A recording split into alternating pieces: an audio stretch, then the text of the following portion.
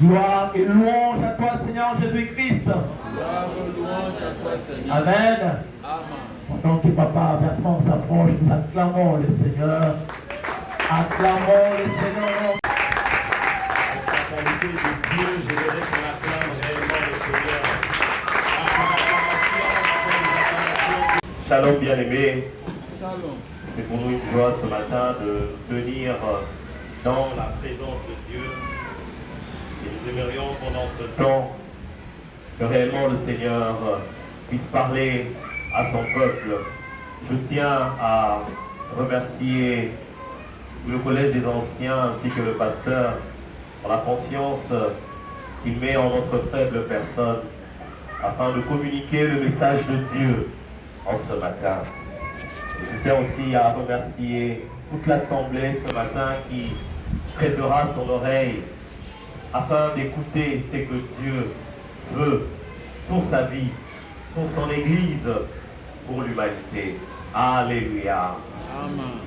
Oui, bien-aimés, vous savez très bien que depuis un certain temps, l'Église est en train de parler de l'évangélisation. Et il est très important pour nous de tous nous ranger en ordre de bataille afin de répondre favorablement à cet appel. Plusieurs orateurs sont passés et nous ont édifiés en ce qui concerne l'évangélisation. Et permettez-moi ce matin de pouvoir aussi ajouter une petite brique à tout ce qui a déjà été dit. Peut-être que des éléments que je dirai ce matin seront des choses que vous avez déjà entendues. Cela sera toujours pour la gloire du Seigneur. Amen, amen. Amen. J'aimerais que tu regardes ton voisin qui est à gauche et à droite. J'aimerais que quand même tu le salues, que tu lui souhaites la bienvenue dans la maison de Dieu. Amen. Bien aimés, ce matin, nous allons parler d'un thème assez particulier. Nous allons parler de dévoiler le Christ. Comment présenter Jésus de manière impactante et inspirante. Nous voulons réellement que lorsque tu te lèveras, lorsque tu te trouveras devant quelqu'un, que tu arrives à lui parler de Christ et que sa vie soit impactée. Nous savons très bien que la parole de Dieu déclare que ce n'est ni par notre force ni par notre puissance, mais c'est par l'Esprit de Dieu. Alléluia. Mais permets-moi de te donner quelques éléments ce matin afin de pouvoir réellement bien présenter le Christ. Parce qu'à l'époque, j'étais encore étudiant, je présentais ce que j'étais. Comment est-ce que, en tant que chrétien, j'avais des faiblesses. Ce jour-là, j'avais témoigné. Et c'était passé. Plusieurs années plus tard, peut-être 7 ans ou 8 ans, un jeune vient me voir. Il me dit, Bertrand, à l'époque on m'appelait président, président, en tout cas, je suis heureux de te revoir après toutes ces années. Moi, je ne le reconnaissais plus. Il me dit, depuis que tu avais parlé ce jour-là, ce que tu avais dit avait tellement touché ma vie qu'à chaque fois que j'ai l'occasion de parler de quelqu'un à Jésus, je n'hésite pas à citer ton témoignage qui a eu à impacter une partie de ma vie. Bien-aimé, j'étais dans l'étonnement. L'étonnement de savoir que ces choses que l'on peut dire à quelqu'un peuvent avoir de l'impact et peuvent totalement transformer une vie. Il y a l'histoire d'un médecin qui, devant son patient mourant et malade, lorsque ce médecin voit qu'il n'y a plus d'espoir, ce médecin parle à ce patient en lui disant, tu peux recevoir Christ. Moi, j'ai été un pécheur. J'ai vécu selon mes voies. Mais depuis que j'ai rencontré Christ, il y a eu de l'ordre dans ma vie. Et ce patient va accepter Christ. Et quelques jours plus tard, il mourra. Mais c'est les membres de famille de ce patient qui viendront et qui diront à ce médecin, tu sais, nous sommes dans la joie de savoir que notre frère est mort, mais qu'il a connu Christ par ton canal. Parce que les quelques jours où il a reçu Christ, nous l'avons vu heureux, en paix, malgré qu'il était malade. Sa vie a totalement changé. Et nous sommes sûrs qu'il verra le Christ. Alléluia. Amen. Bien-aimés, pourquoi nous devons présenter Christ? La première raison pour laquelle nous devons présenter Christ, c'est parce que c'est une mission que Dieu nous donne. Nous devons être fidèles à la mission que Dieu nous donne. C'est le premier point, c'est la technique avec moi. Nous sommes dans Matthieu chapitre 28, au verset 19 et 20. Nous devons présenter Christ parce que c'est une mission que le Seigneur nous donne. Nous devons être fidèles. La Bible déclare dans Matthieu 28, 19 à 20, y a-t-il le texte? Nous le connaissons. Allez, faites de toutes les nations les disciples en les baptisant au nom du Père, du Fils et du Saint-Esprit. Bien aimés, c'est une mission. Et nous devons être fidèles à cette mission que le Seigneur nous donne. J'ai toujours dit que lorsque vous avez un être cher, et que cet être cher, bien aimé, avant qu'il ne meure, te demande de faire quelque chose, c'est une parole, c'est une recommandation que l'on garde avec beaucoup de respect.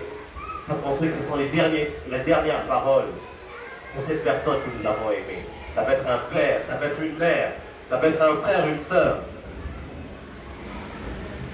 Mais Christ, avant de partir, parce que là, il ne meurt pas, il est en train de monter au ciel. Il dit à ses disciples, allez et faites de toutes les nations des disciples. La deuxième raison pour laquelle nous devons présenter Jésus, c'est parce que en présentant Jésus bien-aimé, nous offrons une espérance éternelle à celui que nous sommes en train d'écouter. Jean 3,16, un texte que nous connaissons très bien, nous dit, la technique avec moi, on peut le balancer, car Dieu a tant aimé le monde qu'il a donné son Fils unique, afin que quiconque croit en lui ne périsse point, mais qu'il ait La vie éternelle. mais qu'il ait La vie éternelle. et qu'il ait la vie éternelle.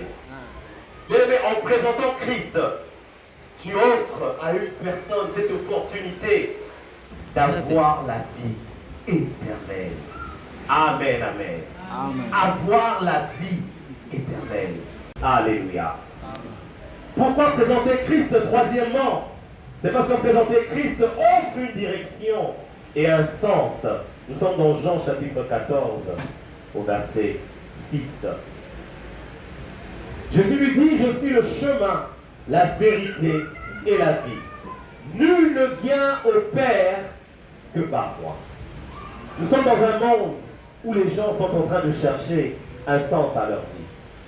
Nous avons souvent des situations dans nos familles où on ne comprend pas ce pourquoi nous sommes sur terre. On ne comprend pas pourquoi certaines réalités nous arrivent. Pourquoi est-ce que nous vivons avec certaines maladies pendant autant d'années? Pourquoi est-ce que certaines circonstances sont tellement pressantes dans nos vies? Tu regardes la vie de ton frère, tu vois qu'il évolue bien dans tel domaine, mais dans ta vie, tu ne sais même pas pourquoi est-ce que ça perdure.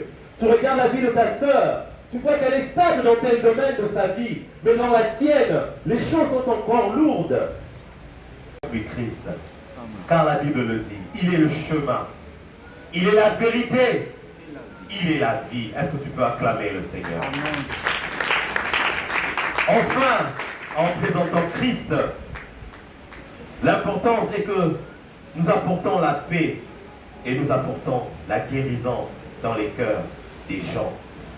Nous sommes dans Ésaïe chapitre 9, le verset 5 à 6.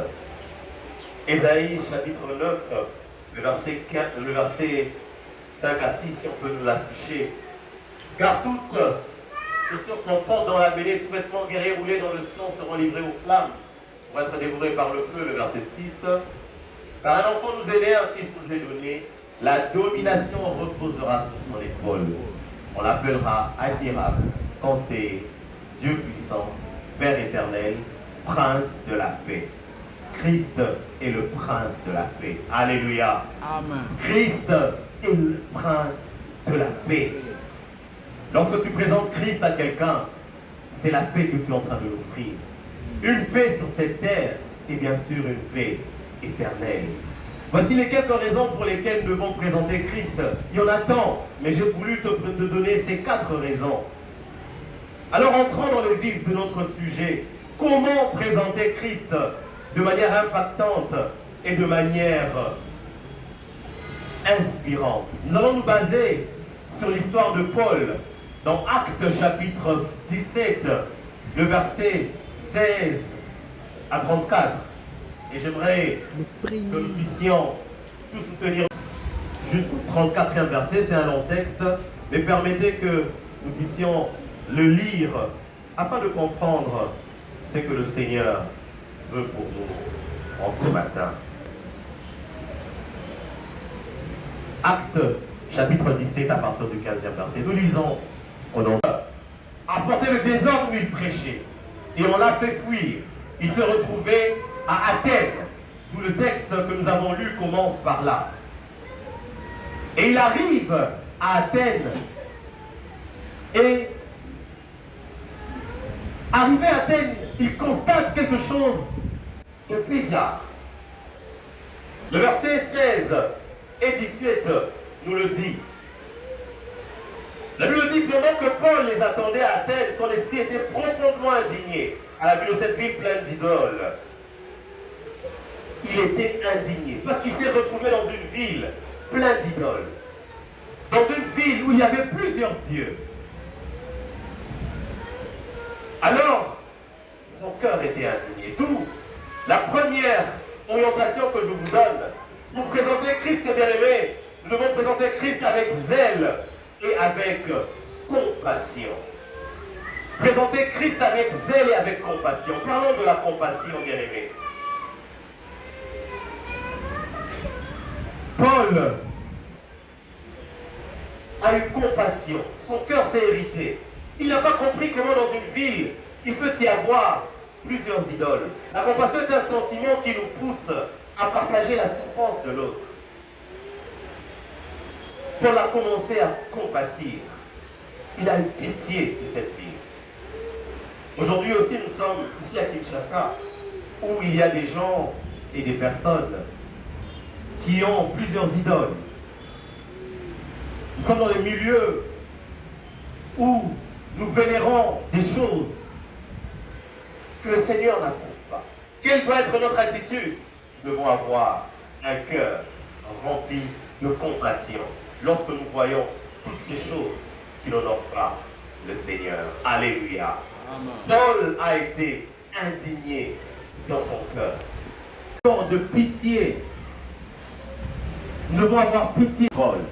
Bien-aimé, laisse-moi te dire que tant que tu n'as pas de compassion dans ton cœur, tu ne seras plus jeune, bien-aimé, tu serviras efficacement le Seigneur. Alléluia.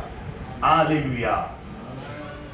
Jeune là où tu es, mets en toi, dans ton cœur, ce désir de pouvoir parler de Christ. Et là, il était jeune qu'il est, dans cette assemblée, si je peux dire comme ça, des députés, il a commencé à essayer à influencer pour qu'on abolisse l'esclavage. Et dans sa biographie, on nous dit que 20 ans plus tard, il a commencé cette lutte il y a très longtemps. Mais 20 ans après, c'est quand il y a eu abolition de l'esclavage. Alléluia. Et qu'est-ce qui a mené à cela? Le zèle qu'il avait, la compassion pour son prochain. Oui, là où tu es, dans n'importe quel domaine, médecin, tu es ingénieur, tu es couturière, tu es, je ne sais pas moi, juriste, tu dois t'armer de zèle et de compassion pour parler de Christ. Amen, amen. De zèle, le verset 17 nous le montre. Lorsque nous lisons le verset 17, la Bible dit, il s'entretenait donc dans la synagogue avec des juifs, des non-juifs qui craignaient Dieu, et chaque jour sur la place publique avec ceux qu'il rencontrait. Bien-aimé, Paul arrive à un endroit, il est ému de compassion. Et qu'est-ce qu'il commence à faire? Il commence à parler. Il va dans la synagogue. C'est comme nous sommes à l'église ici, nous parlons. Mais il ne se limite pas à être dans la synagogue. La Bible dit, dans la place publique, avec tous ceux qu'il rencontrait à l'extérieur. Il leur parlait de Jésus. Souvent, nous, en tant que chrétiens, nous nous limitons ici à l'église. Mais nous ne devons pas rester dans la synagogue, dans le temple. Bien-aimés, allons à l'extérieur. Allons dans les places publiques. Parlons de Jésus. Alléluia. Le zèle que Paul avait le poussait à être sur la place publique et à parler de Jésus. Si nous voulons voir avec efficacité Jésus révélé dans les personnes, bien aimés, allons dans la place publique. Cherchons et demandons ce zèle. Parce que déjà dans ton cœur, il y a la compassion. Maintenant, nous devons aller. La place publique, c'est tout lieu qui est en dehors de la synagogue. C'est ton quartier, le milieu où tu travailles, là où tu vis, dans ton milieu d'études. N'hésite pas, n'aie pas honte de t'afficher en tant que chrétien. Bien-aimé, la compassion va te pousser à l'action. Alléluia. Dis à ton voisin, la compassion va te pousser à l'action. Dans un groupe dans lequel j'évolue, le Seigneur a mis à cœur à un frère que ce jour-là, nous devons parler de Christ aux gens. Et en réfléchissant, nous prenons des stratégies. Il dit, nous allons acheter des fleurs. On a fait des commandes des fleurs naturelles, des roses. Parce que la Saint-Valentin, pour les hommes aussi, on parle des roses, n'est-ce pas? Nous avons acheté des roses. Nous avons cherché des versets bibliques et des mots d'encouragement que nous avons écrits dans des petits papiers. Très bien fait, nous avons vu un imprimeur, il a fait des petites cartes. Et sur chaque rose, on a attaché un verset. Un verset qui dit, par exemple, ton corps est le temple de l'Esprit. Un verset qui dit, Dieu t'aime. Un verset biblique qui montrait au fait à la personne qui recevra cette rose qu'il est aimé de Dieu. Bien-aimés, nous sommes organisés, nous sommes allés dans la place publique. Nous étions à la place des évolués. Nous étions au niveau de GG Mart, pour ceux qui connaissent au niveau de Monjiba. Une équipe était au niveau de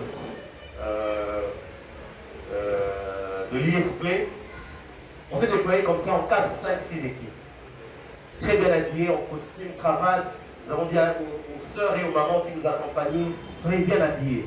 Et nous avions des roses et ce mot. Et nous avons dit, nous allons chercher des personnes, nous allons leur parler de l'amour de Dieu.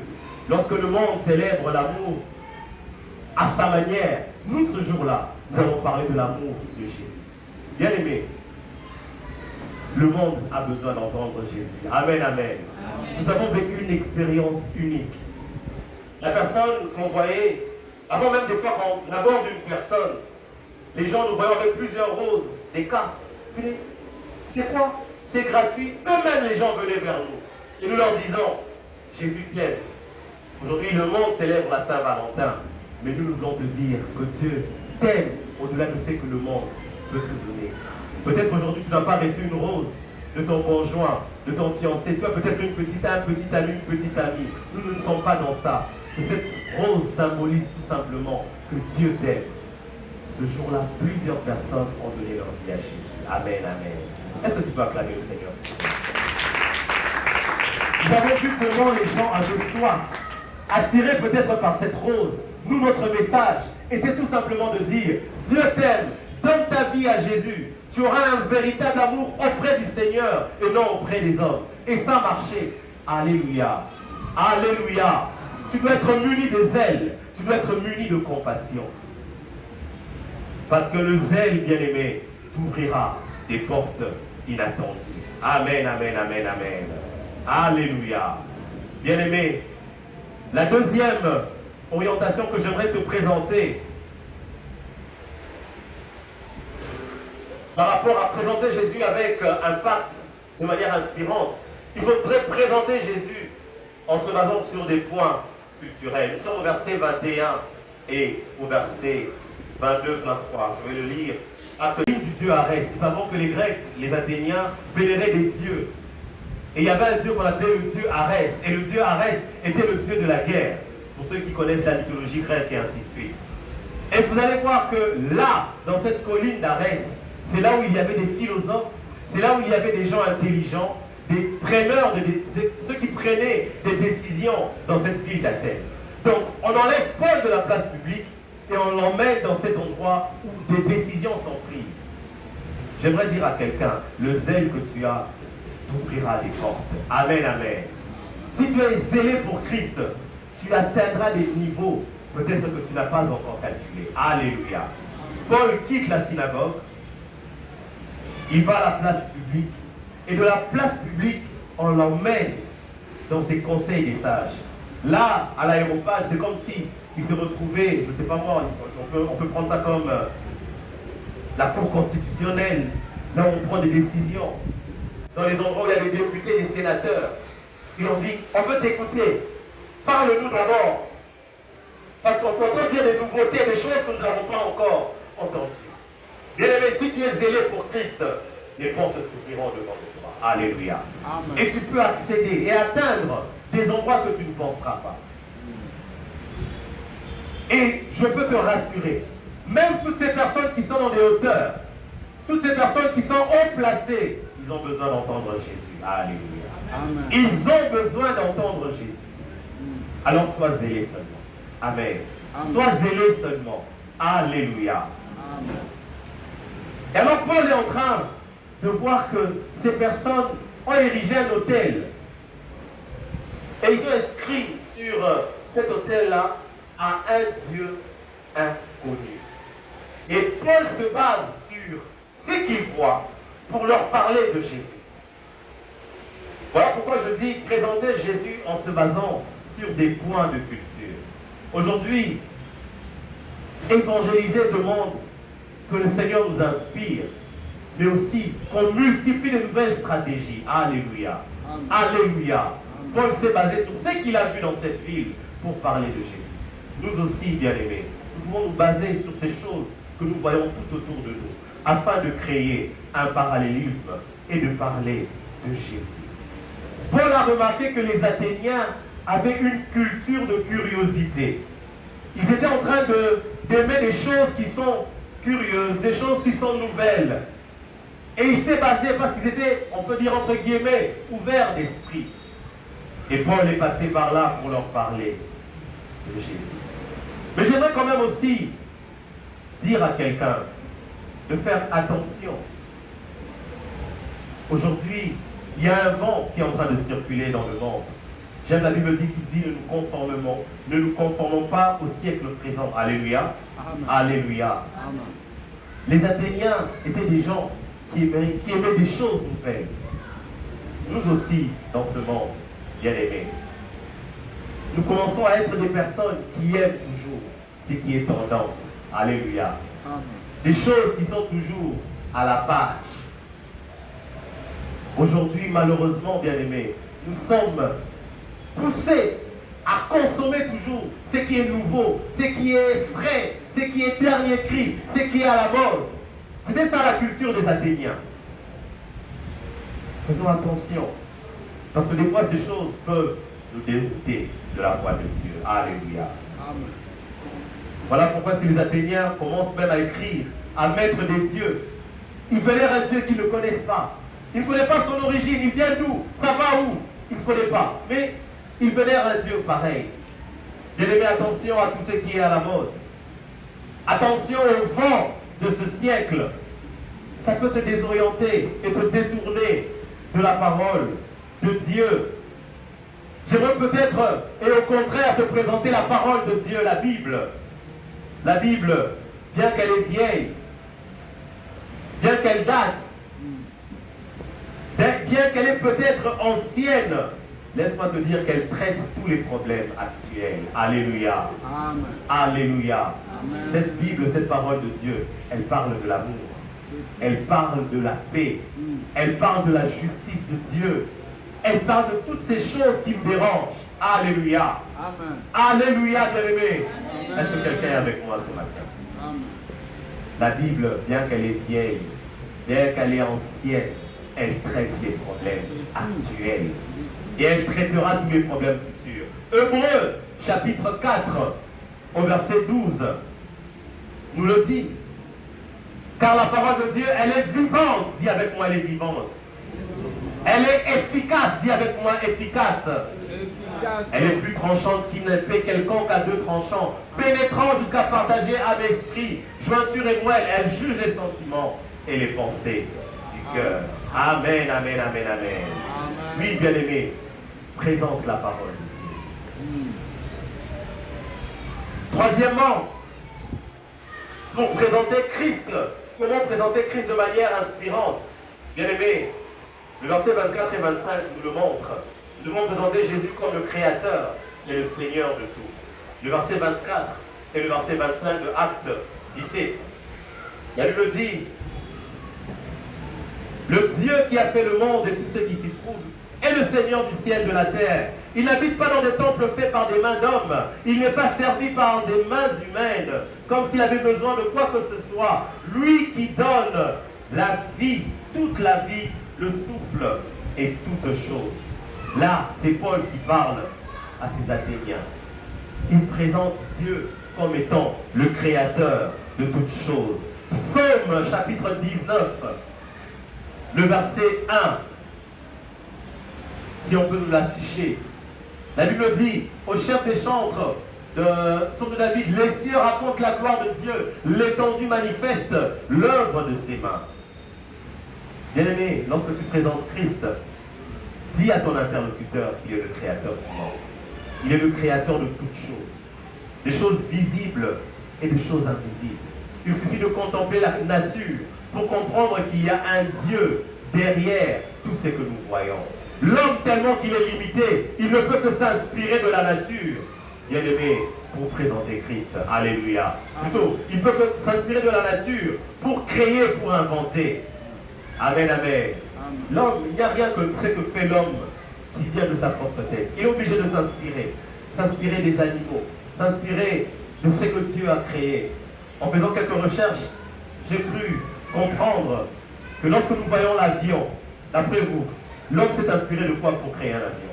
De l'oiseau. De l'oiseau. J'ai encore découvert que le TGV, vous connaissez un TGV? Le train à grande vitesse. Le train à grande vitesse a été inspiré d'un oiseau qu'on appelle le martin pêcheur. Alléluia. Amen. Cet oiseau a un bec un peu ovale et avancé. Et le fait qu'il ait ce bec-là permet à cet oiseau d'avoir une vitesse particulière. Et le martin pêcheur, c'est un oiseau qui entre dans l'eau. Hein? Lorsqu'il vole, il trouve un poisson. Il entre dans l'eau. Avec cette même vitesse, il peut aller dans des profondeurs, il prend cet oiseau et il ressort. Et l'homme s'est inspiré du martin pêcheur pour créer le TGV, afin que le train à grande vitesse aille plus rapidement par rapport au train normal que nous avons comme chez nous, à la SNCC, à l'ONATRA. Ces trains-là n'ont pas été inspirés des oiseaux, mais le TGV a été inspiré du martin pêcheur. J'ai découvert que la fibre optique, l'homme s'est inspiré des plantes. Comment est-ce que les plantes retransmettent la lumière? C'est par là où l'homme s'est inspiré pour créer la fibre optique que nous pouvons avoir un Internet aujourd'hui à haut débit. Ça montre combien l'homme est limité et que Dieu est réellement le créateur de toutes choses. Dis à ton interlocuteur, comment est-ce que Dieu est le créateur de l'univers? Alléluia. Amen. Quatrièmement, je suis en train d'atterrir. Présenter Jésus en évoquant la résurrection. Acte 17, 31. C'est Paul, toujours dans cet aéropage, devant toutes ces personnes, ces philosophes, ces Athéniens, ces personnes intelligentes. Acte 17, 31. La Bible dit ceci. C'est Paul qui est en train de parler. Parce qu'il a fixé un jour où il jugera le monde avec justice. Par l'homme qu'il a désigné, il en a donné à tous une preuve certaine en le ressuscitant. Bien-aimé, ton message du salut à ton frère et à ta sœur doit contenir la vérité de la résurrection. Amen, amen. Alléluia. Amen. Car la résurrection, sans la résurrection, le christianisme n'aura pas de sens. Nous devons placer Christ à sa place. Il a fait une œuvre extraordinaire. Et lorsqu'il est ressuscité, il a prouvé qu'il a vaincu la mort et il est monté au ciel. Christ réellement est mort et ressuscité. Et ça, c'est une force pour nous en tant que chrétiens. Dis à ton interlocuteur bien-aimé que lui aussi, il peut ressusciter. D'abord ici sur cette terre, toutes ces choses qui sont mortes en lui peuvent reprendre vie. Mais lorsqu'il reçoit Christ, lorsqu'il accepte Christ, il a une garantie de ressusciter et de voir Jésus dans le ciel. Alléluia.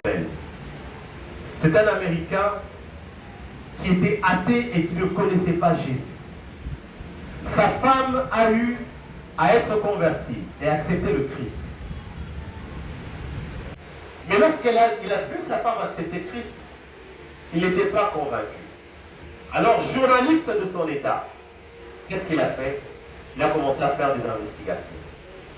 En Europe, on a ce qu'on appelle des journalistes d'investigation. Même ici, chez nous, on en a, n'est-ce pas? Ah, je ne peux pas citer le nom, vous le connaissez. Celui qui s'appelle journaliste d'investigation.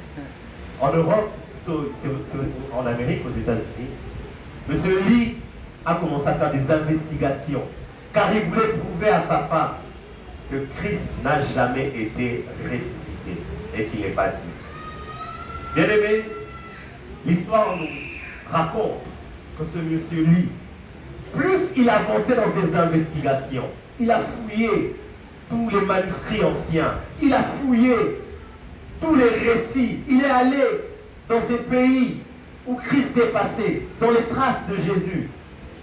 Bien aimé, sa vie a commencé à changer. Il a commencé à percevoir une autre réalité. Incrédule qu'il était, il a rencontré Christ. Et bien aimé, lorsqu'il a rencontré Christ, il a reçu Christ dans sa vie, jusqu'à ce qu'il a même fait sortir un livre qui parle de l'enquête sur Jésus et les preuves que Christ est réellement Dieu. Est-ce que tu peux acclamer le Seigneur? Christ est réellement ressuscité. Et toutes ces personnes que nous voyons qui sont athées, ces personnes que nous voyons incrédules, qui ne veulent pas écouter la parole de Dieu, bien aimé, tu n'as qu'à les présenter. Jésus ressuscité. Et c'est Christ, c'est pas toi qui vas convaincre, c'est Christ lui-même qui va faire son travail. Alléluia. Amen. Cinquièmement, nous devons présenter Jésus en insistant sur la repentance. Nous devons présenter Jésus en insistant sur la repentance. Paul, au verset 30, est en train d'insister et il dit, sans tenir compte des temps d'ignorance, Dieu annonce maintenant à tous les êtres humains, partout où ils s'y trouvent, qu'ils doivent changer d'attitude. À la maison, vous allez lire Acte 3, le verset 19. Vous allez lire aussi Ésaïe 55, le verset 7. Car nous courons déjà derrière le temps. Nous devons insister sur la repentance. Il y a un jugement qui nous attend. Il y a un jugement qui nous attend. Et si, bien aimé, Christ n'est pas en nous, c'est la mort, c'est le jugement. Nous devons insister sur ces choses. Et cela, bien aimé, est un moyen pour présenter Christ avec efficacité. Dernièrement, le dernier point, nous devons présenter Jésus en évoquant notre témoignage personnel sous l'action du Saint-Esprit. Je crois que l'ancien Néhémie l'a parlé au premier culte en évoquant cette femme. Lorsque Christ était avec elle, et lorsque Christ l'a dit toutes ces vérités sur elle, en disant que tu n'as pas qu'un seul mari, cette femme est partie. Elle a commencé à témoigner en disant, voici, j'ai entendu quelqu'un qui m'a dit tout, qui a dit tout sur ma vie. Venez le voir, venez le rencontrer. Bien aimé, ton témoignage a plus d'impact lorsque tu parles de Christ à quelqu'un.